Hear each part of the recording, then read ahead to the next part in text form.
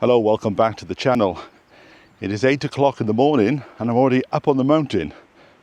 Now, there were many reasons why I wanted to come back to Wales.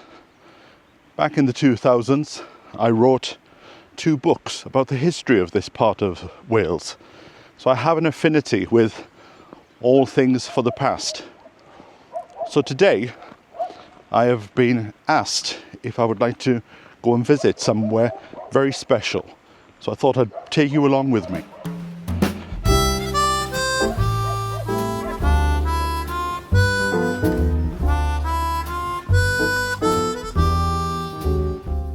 The Rhondda and Swansea Bay Railway was opened on June the 2nd, 1890 and ran from Blaenham in the Rhondda Valleys to Blaengwynfi in the Afon Valley at a distance of 3,443 yards, just under 2 miles.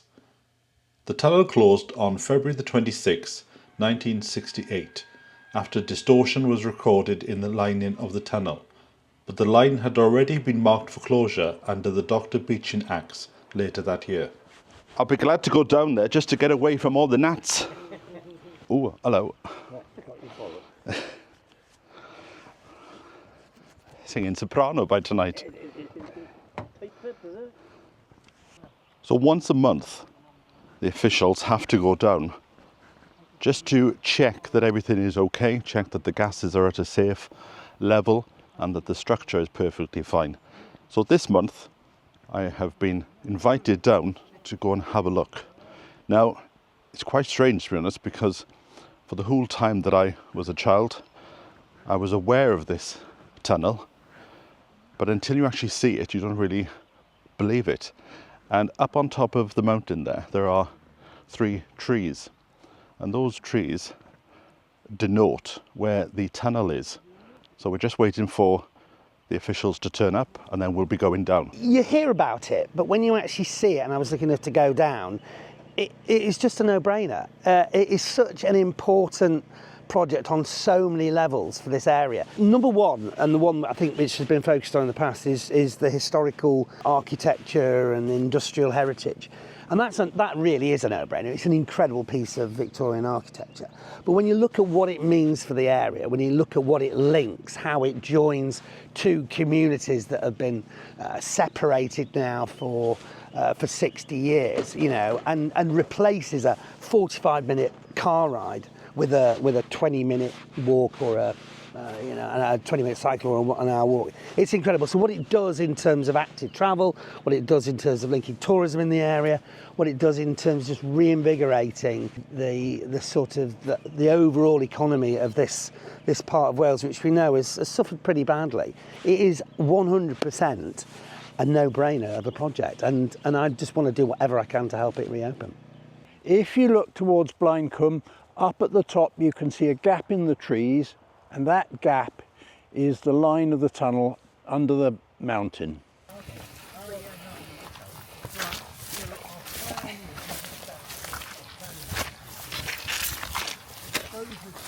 Good morning and welcome to the Rhondda Tunnel. This is the Blaenham entry, one of 2 entries. This side we have a narrow shaft going down 11 metres, 5.5 metres in a 600mm pipe, then onto a landing which is slightly offset.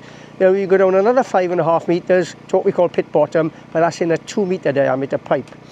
Then when you're at the bottom, you will either crawl or be pulled through on a skateboard, just like a Great Escape.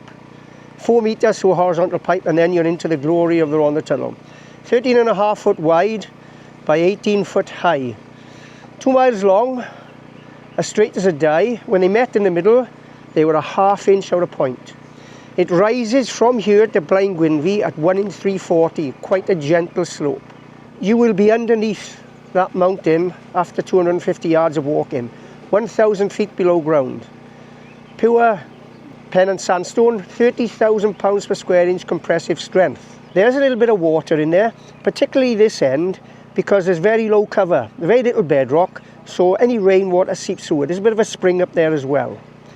However, it's a simple rectification to do that, and I'll explain when we get in there. You will see a 130-year-old drainage system that's stopping the water and is still working today. I have this oil lamp from my days underground, which I'll explain why we use it later on. And I've also got an electronic monitor, which monitors 5 gases: oxygen, methane, carbon monoxide, hydrogen sulfide, and VOCs, volatile organic compounds. Now, VOCs, there's more of them on the surface than what it is underground. But one of the council engineers said we had to monitor it for it, so that's what we do.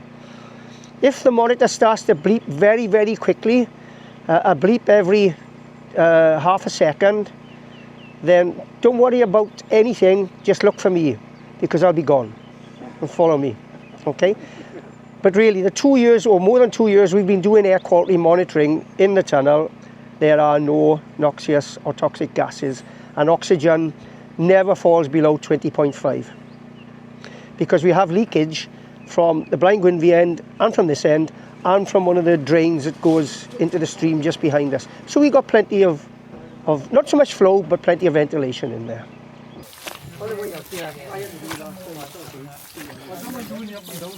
What will happen is one of us will go down to the bottom, one to the first landing, and then we'll see you all down, and then one of us will come down finally behind you.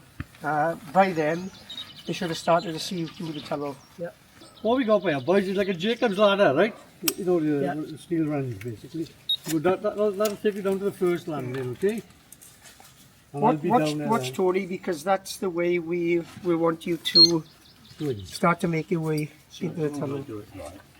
Sit down on. Yeah, sit down on your ass. And feet on the rungs. Let's get that on straight. That on. Now look. It's alright, should be alright. Okay.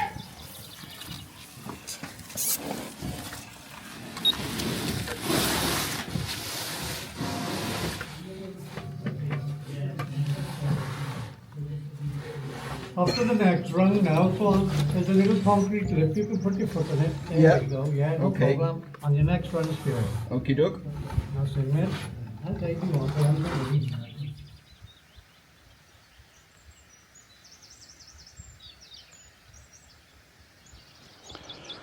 Well, that was disappointing. What's happened is I started to go down the tunnel and my back was right up against the wall. It felt as if I had a backpack on. And I got to a point that I tried to put my foot down onto the next run, and I got down to about 4 or 5 runs. And all of a sudden, as I went to put my leg on the next run, I could feel a slight pull on my back.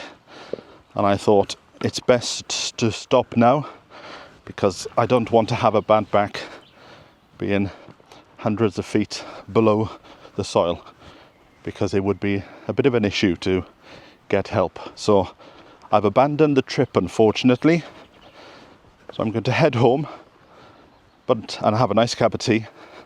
But I'll still tell you what the whole point of this is all about.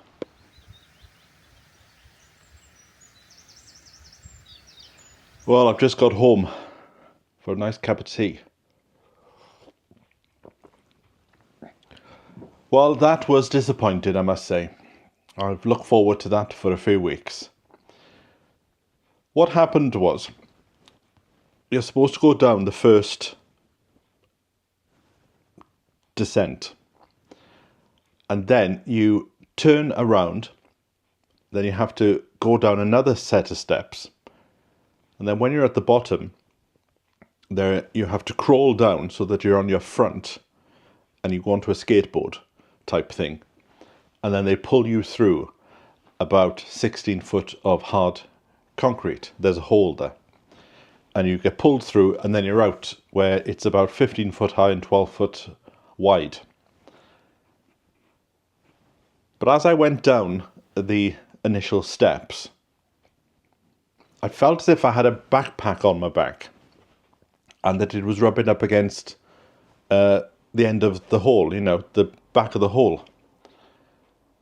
So I stopped, I took a deep breath, and I thought, right, let me just move my leg down now and go down onto the next step. And as I went to go down on the next step, I sort of tried to push my back backwards to get a bit more space, but there wasn't space. And as my foot went down, I could feel a twinge on the bottom right hand side of my back, which is where I get the issues with. But I haven't had issues for months. I think it was the first day that I moved into this house that I had an issue on that first day, because I was lugging the boxes. So for the past few days leading up to this, I deliberately haven't done anything strenuous, because I thought I don't want to get the back into a position where it wasn't going to happen. So while I'm there, and I can feel this twinge, and I feel as if I want to push back and just get a bit more space, I then thought, if my back goes between this point and going down and then through the tunnel, if it goes at any of that point, then I'm stuck. I'm not in a position to lay down and to rock my feet from side to side, which is what eases the back pain. And then when I'm in the tunnel, am I going to create an issue by having to need help? And if I needed help, then okay, there'd be enough space for me to get on the floor and to rock my legs in order to ease the pain. But I thought, I don't think I can make it down even this tunnel bit. So I thought, no, let's abandon ship and let's get back up and safe side, you know. And I have found with age, the older you get, gut feeling, you've got to go with your gut feeling. And I just had a little gut feeling that this twinge was a sign that things weren't going to get better. Things might have got a bit worse if I'd carried on. Because the distance between the steps, I felt, was quite wide. So you really had to put your feet, you know, into weird positions to get down to the next run. I was talking to a friend on the way back, and I've never suffered with claustrophobia before. And he said, "Do you think it's claustrophobia, or is it just common sense?" I'm expecting some flowers today. They're not due till this afternoon, but a van just passed, so I'll keep an eye out for that. So, is it claustrophobia or is it common sense?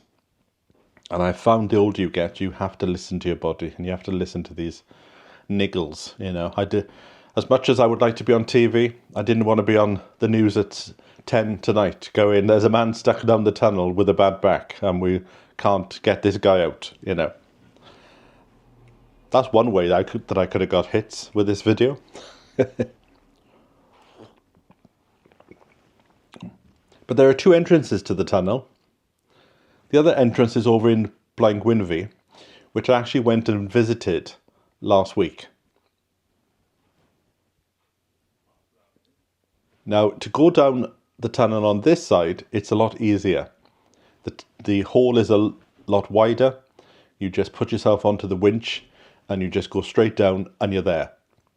The problem is on that side, they need to get a load of people involved, like the rescue people. And it's a lot more expensive than going in on this side to help them do the tests. So I've come out of the hole. They are still down there. And there was another vlogger there from the other valley. And if I can find out his address, I will put it in the description below. So at least you'll be able to see the delights of going into this disused tunnel. But the plan is to cut out the side of the mountain and put a cycle track, so you'll be able to come up here and have a camp bed for the night, or go into one of the B&Bs, and then you'll be able to cycle off to Swansea. So for me, it would be absolutely fantastic. I could get my bike and I could think to myself, I'm going to cycle to the beach, and then we could go to the beach for the day. So it's a fantastic thing, but they need a lot of money, millions. And I think they've got some, and it's going to take about 2 or 3 years to get this situation sorted out. But with the election now, everything's on hold. So, but anyway, so I feel a bit deflated, but at least I give it a go and I tried.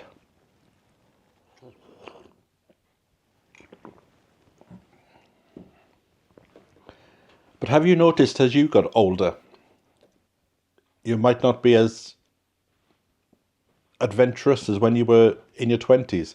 When you're in your 20s, you stand on the side of the mountain and you have a look at the views and you don't think about it.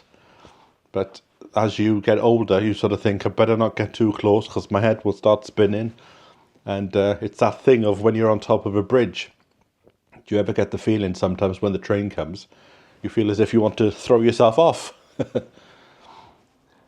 But anyway, I gave it a go and it didn't work. But if you want to find out more information about the Rhondda Tunnel Society, then I will put a link in the description below.